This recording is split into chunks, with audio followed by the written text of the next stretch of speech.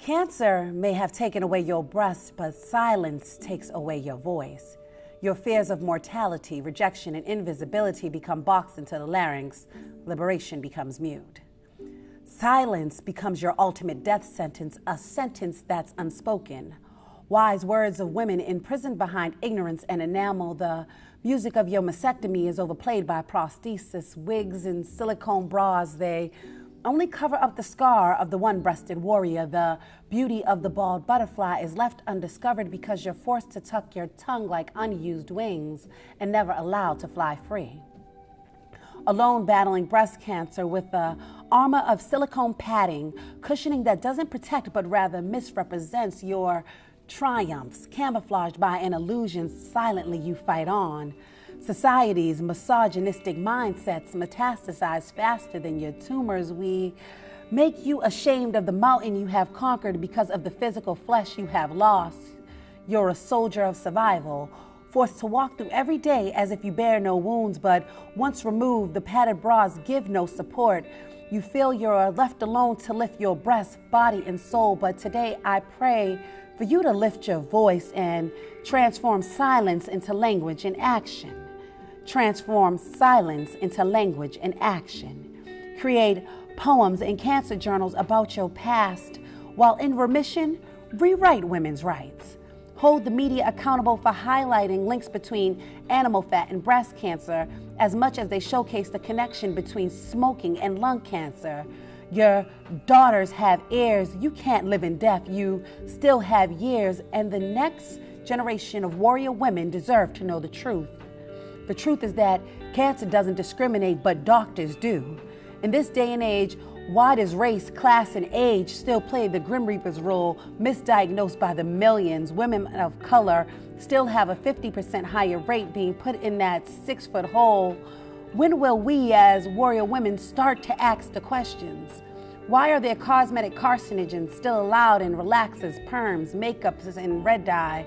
Why should beauty cost American women 40,000 lives? We must transform silence into language and action. We must transform silence into language and action. We must do what Audre Lorde demanded and transform silence into language and action.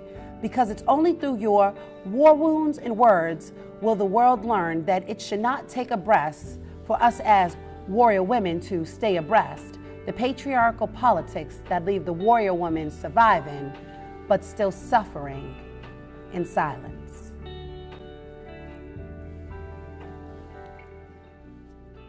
My mother, that was my duty. I would do no less than what I did. I wish that I could have done more, whatever that is.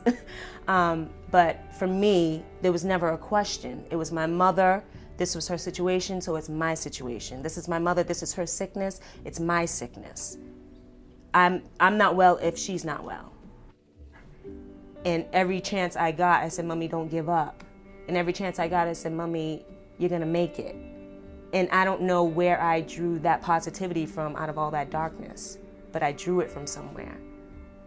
I reached in somewhere and got that, and I don't know how I did that. Now I live every day with my mother's legacy. When I wake up in the morning, when I get dressed in the morning, I'm thinking about my mother and how she would want me to be presented. When I perform, I'm thinking about my mother and how she would want me to be presented. When I'm doing a business deal, I think about my mother and how she would want me to be presented. So her legacy never dies because I'm still here. And she's still moving through me, and she's still working through me. And it's amazing the things that she is still doing through me. And I'm like, Mommy, I know that's you. Yeah. She comes to me in my dreams and says, never give up. My mother didn't give up till her last breath. Her last breath, she never gave up until that moment. So I always carry that with me.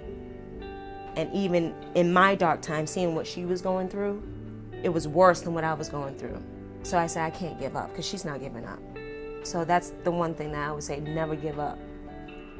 Like you said, we all gotta go. We all gotta go. We never know when it's gonna be. We don't know when our expiration date. We don't know how it's gonna be. We all have to go. But until that time, never give up. And just live full and die empty.